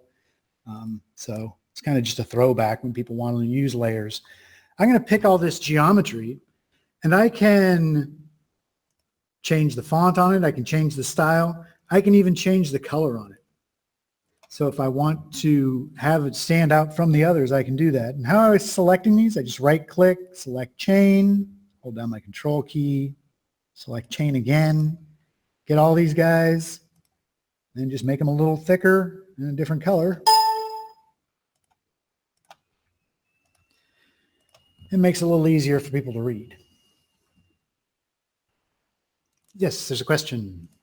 So if you went to go put dimensions on that, are you stuck with linear dimensions or can you have radial dimensions as well? Or like rotate 90 degrees at this point? Not really. Did the question make sense? No, that's my problem. I didn't really understand the question because I can put, his question was about dimensioning these sketches that I'm looking at right here. I can put on dimensions and, you know, they're going to put in whatever dimensions were in on that sketch, on that 2D sketch. If you had a section from the main axis of it, if you sectioned like that, you could make a dimension that says, you know, first bend at 90 degrees around for your little serpentine piece. For how much this gets bent around? No, here, I'll point. So if you had a section sliced like this to here is like 120 degrees or something. When you go to dimension the sketch that you just added, you have to use length units, right? Not angle units. Right, because what I'm showing here is I've just laid out the 2D sketches that were behind the geometry that were on a sketch plane. Right. So they don't actually, the wrap is the thing that actually has that circular or the cylindrical wrap that happens.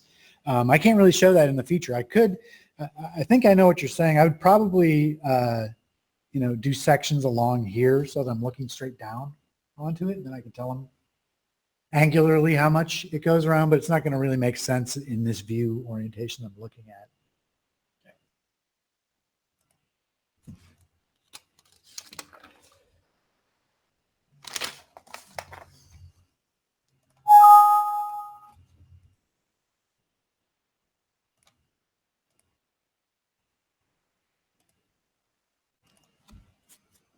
All right, I've got another very complex part here.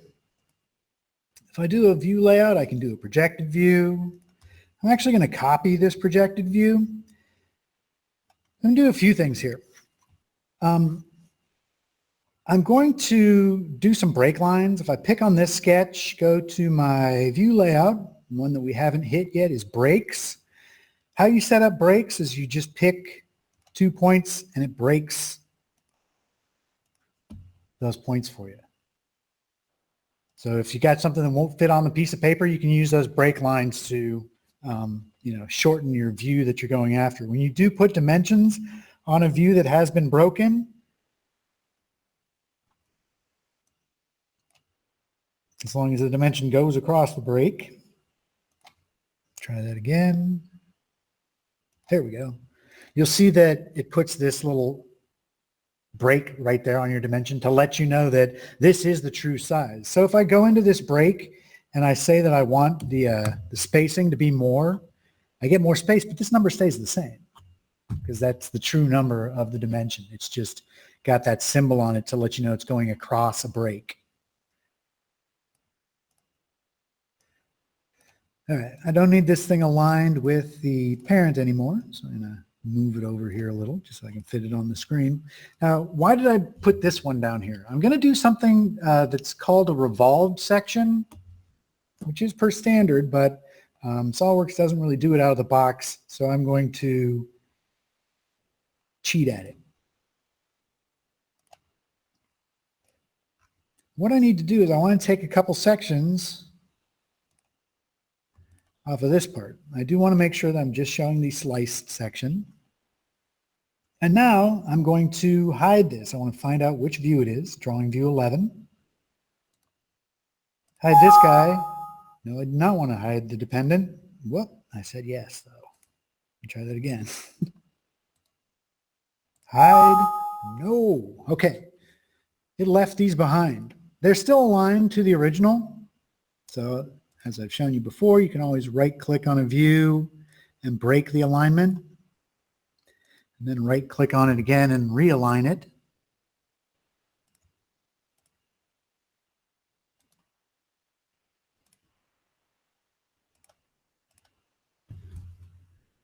So there we go. This is what a broken out section, or sorry, a revolved section looks like, where it's actually taking this break and it's spinning the thing 90 degrees so I can see exactly what the cross section looks at that point. Sometimes the dimensions that you want aren't always going to be there for you, whether it's not in the model items or it's just impossible for you to get it. I can get some dimensions out of here. This radius, if I wanted this to be a diameter, again, you can change it at the leader. But I want to know the angle between these. If I haven't put that dimension in there, it's going to be tough for me to get it in there. You can sketch inside of a drawing view. And this is especially if you're working on like an organic part that doesn't really have any circular edges or anything like that, but you'd like to call out a radius. You can draw in a little bit of an arc that fits over your curve, and then you can call out a radius. So you can draw in geometry just to get the dimension straight. So in this case, what I'm going to do is I'm going to zoom in here really close so the thing's not too big. And I'll draw little lines, start from the middle of this thing and are perpendicular to that face. Now I can dimension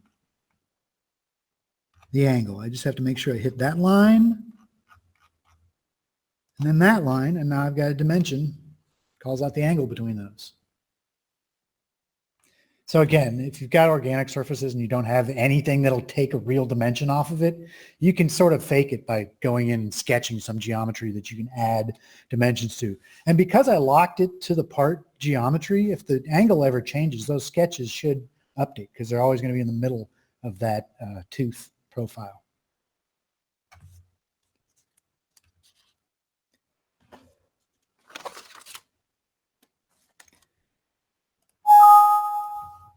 Okay, so that was part drawings. I've still just got a few more minutes here. I do want to talk about assembly drawings before we go. So let me open up an assembly here.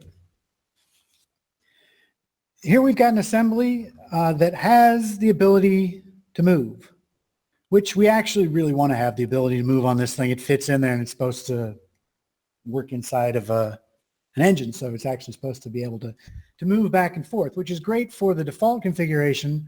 But if I do an exploded view of it like this, and then somebody comes in here and moves it like that, my exploded view is going to go all cattywampus because it was based off of the geometry location that I was making that view. So I'm going to create a configuration just to make sure that I have one where this is centered. Now remember when I showed you putting in a feature by default when you're working with a configuration it'll be suppressed in all the other configurations. Same thing with mating between assemblies, where if I put a parallel mate with this thing, so I know it's centered, it didn't put it on this version. So now I've got one where it's always going to be top dead center, one where it's wherever it wants to be. I'll add one more.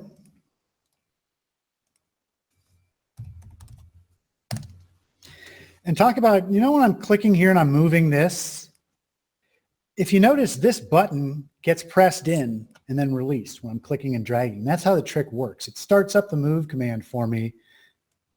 And when basic move, it doesn't care if there's any collision happening. But if I turn on the move tool itself, I can go beyond that. I can ask for collision detection. And it only goes as far as until something runs into it. I did not know the speakers were going to be that loud, sorry.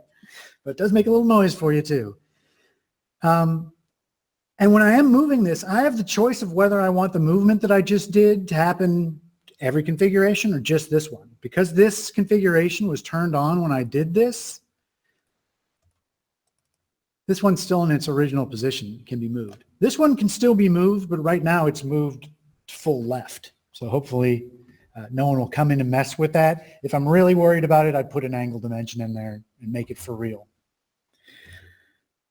Okay. Another thing I want to do with this before I go into the drawing is I want to create an exploded view. So in the assembly, I can say that I want to create an exploded view, and it brings up this property manager. If I have auto space components checked on, what that does for me is when I pick the components, it's going to telescope them out in the same direction. If I don't have that on, they'll move as a unit. All three of them as a block would have gone out of there. But because I had it on there, it shot them out into different spacing between each other. If it doesn't guess right, that's what these little orange handles are for. I can either put in a number hard here, or I can just click and drag it to eyeball it in there.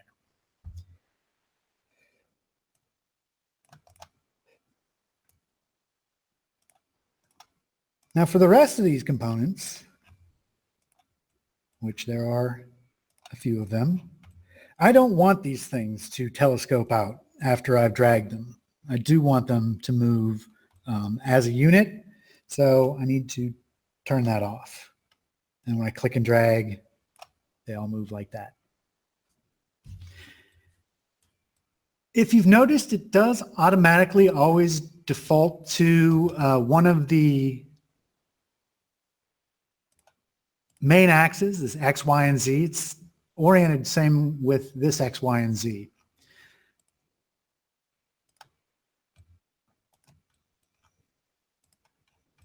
If you want it to go something beyond that, if you don't want that direction, you can actually pick any edge on the part and it'll go in line with that part. If you pick a face, it'll go perpendicular to that face.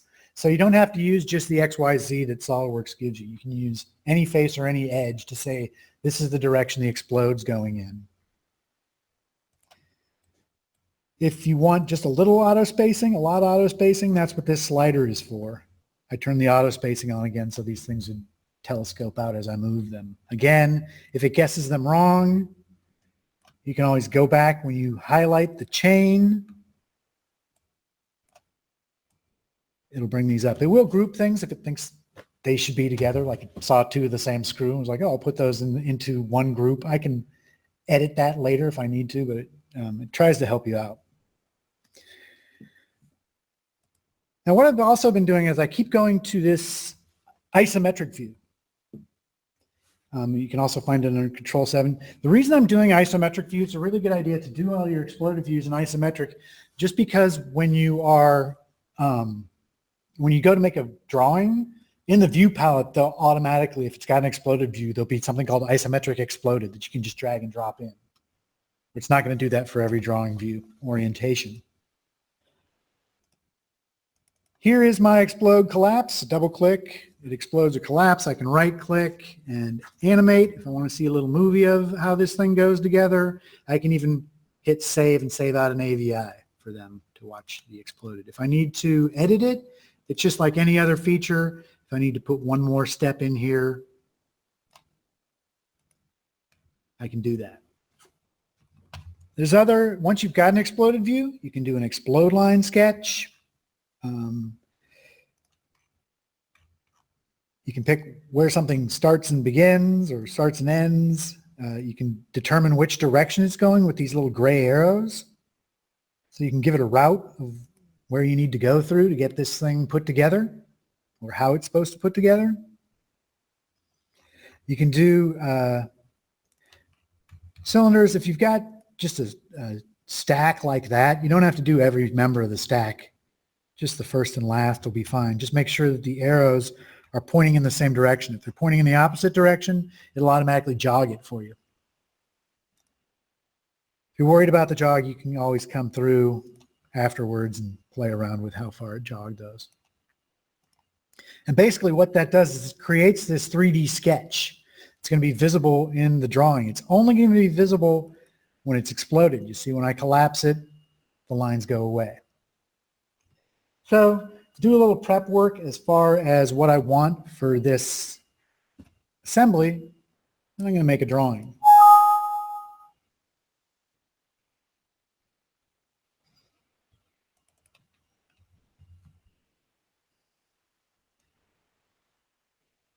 Okay.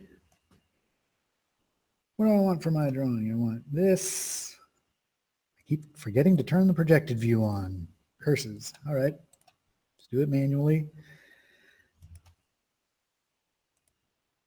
Let's create a few views. Also, remember I told you isometric explode. Any view can be exploded. I can pick this one, show an exploded state, it explodes it. But the thing is the isometric one was the view that I was in when I created the explode. So I know that it's going to be in the correct orientation. Or when I did it on this one, I couldn't really see how I was supposed to put this bearing in, but I can when I'm in isometric. Guess it's a bushing, but you get the idea.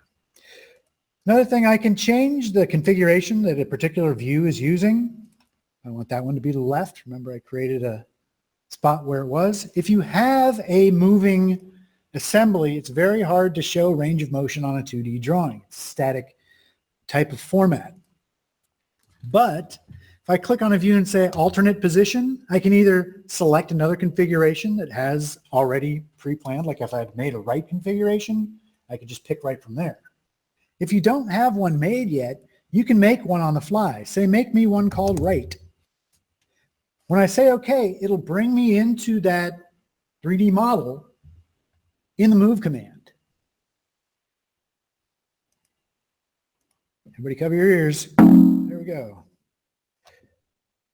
Now I've got one called right. There's what it'll do with an alternate position. It has one configuration that's in solid lines and one configuration that's in phantom lines. And you can dimension these. You can put on, if you want to know information on these. There we go. And find out like how far apart that would be. Something like that, or you can dimension to the angle, or whatever you need to do between the two different locations that you have. I showed you how to do a section view called a half section earlier. I'm going to do another half section here.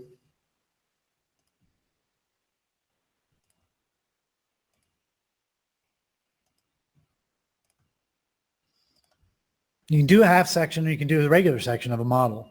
You can go down to the bottom of this, find more properties. Remember I showed you this hide cutting line. So I can get a quick section out of this. I can also use that same 3D view changer that I did. Create myself a 3D section of a assembly, if that's what floats your boat.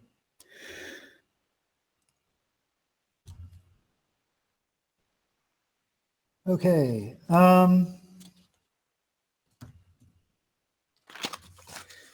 Just one more example here, since we're getting near the end. Let me bring up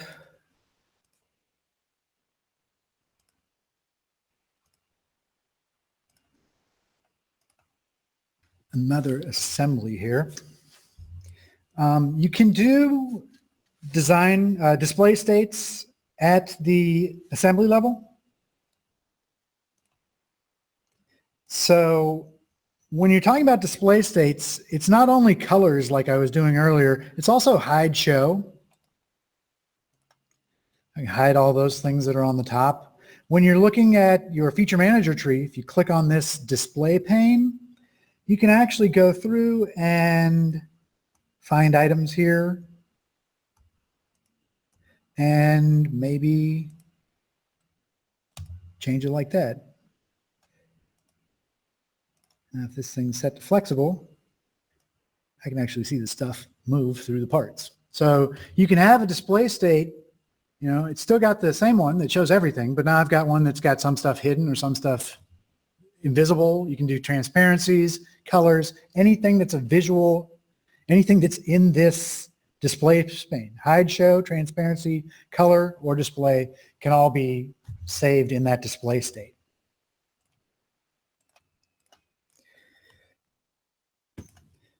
When I go to make a drawing of this,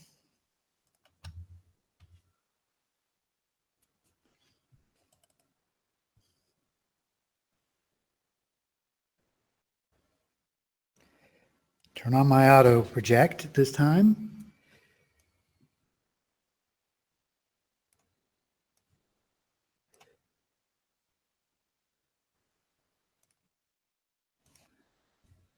I can do a view. Now, when you're doing shaded transparency, stuff like that, none of it's going to make a difference if you're in black and white. Once you turn it to color, then you'll be able to see what you did as far as the display state. When it's just set to hidden lines visible, it's just going to be a black and white picture, no matter what colors you added on there. Also, one more thing before I get out of here, I wanted to show you that if you do a section inside of a part or assembly, and you're like, wow, that is a section view that I would really like to use again, you can hit the space bar and save that as a section view. Even if you misspell it, it'll still save it. Now when you hit your space bar, whenever you go into that view, it resections it for you.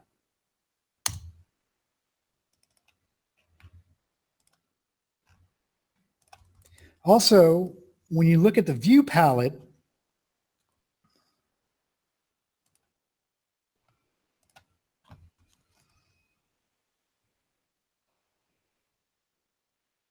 it'll come up with a section. So if I put in this front view and drag in this section,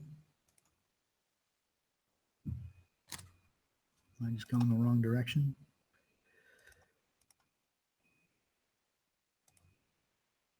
Oh, I see. It was still projecting one. Here is that section view. I just created it off the wrong view. But I do want to show you that when you do have a section like this, when you go into the properties of the section, there's something called section scope. You do not need to section everything in a drawing view. If you start picking items that you don't want to have sectioned,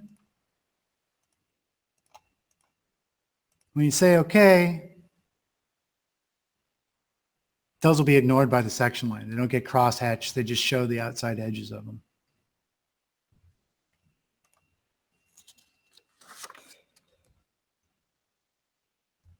All right, and before I go, I would be remiss if I did not show you how to put in a bill of materials, so I'll do that last thing.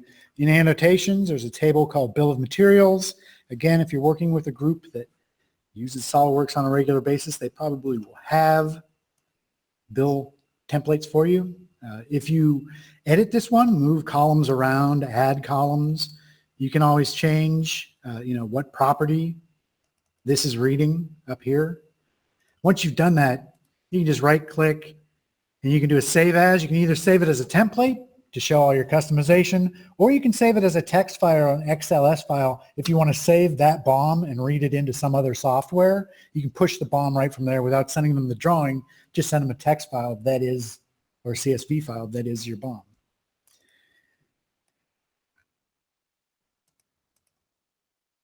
Notice that any descriptions that were filled in, those are automatically being read out. That is the metadata that I was showing you that's at the custom property level. If you double click in here, it'll say, hey, this cell is supposed to be for stuff called description. If I say break link, there's no link to the description coming from that part anymore. I just type in whatever I want. If I say keep link and I type something in here, it'll actually write this back to the model itself. And you can actually open a part right from the BOM. Just right click on that line. If I go into the properties of this thing now, hey, it's not there. It puts them in the configuration specific tab, because what it's doing is it's saying, okay, you've got this configuration active in the bill. I don't know if that property is global, so I'm just going to apply it to whatever configuration you've got active in the assembly. When you put in a balloon, the balloon will be reading off of this bill, where if I click and drag some other location, the number changes, it knows what it's pointing at. Also, if I pick on this and say auto balloon,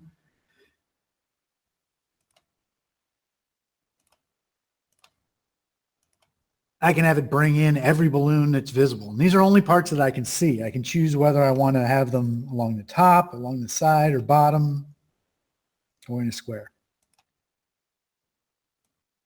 You'll see that it also puts these magnetic lines in for me. If you click and drag a balloon, you can move it on or off a line pretty easily. If you don't like where it's pointing, you can always grab the tip of it, point it somewhere else. Also, when you know you've got more than one thing, you can pick on an item. There's a quantity check mark that you can put on here to tell how many of that component are in there. So very quick bill of materials and ballooning, but I was running out of time. I could go on for many more hours on drawings. This was the 2 hours that I was allotted, so I got through as much as I could. It's a lot of information. I will post it as soon as we're done. Do you guys have any questions before we call it off? So on those configurations, if you had multiple sheet assembly drawings, and they did a different configuration for each sheet, you could have maybe different column on each sheet. That configuration. Yes. So his question for me was, if you have multiple sheets and you have different configurations, how do we handle the BOM? When you've got the multiple configurations, see how this thing said centered quantity? When I pick on the bill, I have the option of whether it shows me quantities for different configurations. So I can have a different item number, which wasn't really your question, but I want to make sure I get it all, because there's a lot to what you asked me. When I go onto another sheet and I put on a view, you're right, I can have different configurations on different sheets with different bills and things like that. When I go to put in bill materials,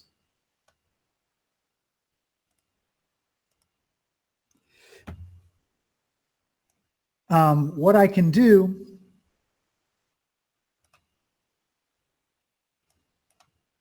I'm looking for where the setting is, because I know there's a setting inside the bill where you tell it which view it's using. Do you know what I'm talking about, Ed?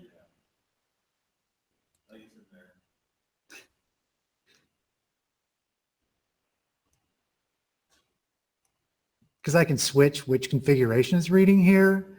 But there's also a way, no, I know what I'm thinking about. The other issue that you come, so the setting is in the property manager where I showed you can turn on which would show me the information for this configuration or that configuration. You can have it whatever, however many columns you want, or just one column for each configuration. The other problem that you're going to run into is, what number is this grabbing off of? This, this balloon, when I'm putting balloons on here. So when I go to the properties of this sheet, I can tell it which bill of materials I'm calling off of that. So if you've got multiple bills on multiple sheets, you want to make sure that the balloons you're calling off of are calling off of the correct BOM. Once you start to get more than one, you can filter which this view is going to use this bill, this view is going to use that bill. So that should take care of, you know, the different machinations, because it is a rabbit hole you can get down pretty quickly. Like, what number is that? It's not on my bill. Oh, that's on the bill on page 1. So if you're making absolutely new bills, you definitely want to make sure that the drawing views on that page know which bill they're looking at, because by default, they'll just be set to the first one. Any other questions? Cool. Well, we will be putting on another one next month. I believe the topic was one by request from one of our viewers that wanted to see what's happened in 15 and 16 again. We did do one with Hawk Ridge about 6 months ago before we went on to 2016, but not everybody watched it. So if you've switched from 14 to 16 recently and are wondering what happened in the 2 years between, I'll cover that. I'll also go over a little bit on what's new in 2017. Other than that, thank you everybody for coming, and I will be posting this. Have a great day.